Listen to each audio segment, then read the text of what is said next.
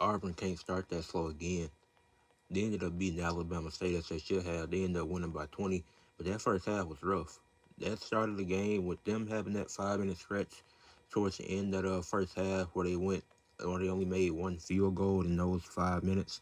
That's not a good look. And this against Alabama State, who struggles from three and struggles from the free throw line.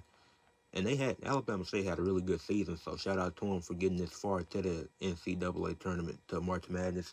But they ended up losing in Auburn. They ended up outplaying them in the second half, and they played a lot better.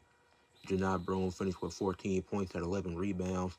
He wasn't really effective because of how fast-paced Alabama State has been, so he wasn't as effective because Janai Broome can do a lot more than 14 and 11.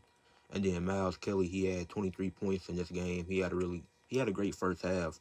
Wasn't calmed down in the second half, but they ended up winning, so it didn't matter.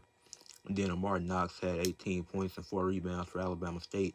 But Auburn, they played Creighton next round, and if they had and Auburn should win the game. They should be the favorites in that game, but they can't start that slow. This is why this team has lost the last few years early in March Madness, because they start games slow like this, and then a better team is going to take advantage of them starting slow like that, not capitalizing on free throws, not making threes.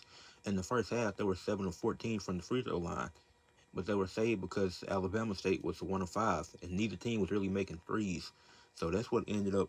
Then they took over in the second half, but as against a team like Creighton, who just played Louisville, who just beat Louisville, you can't take them lightly. You can't start slow like that. You can't have these lapses in those games that you done had the last few years where you done lost early.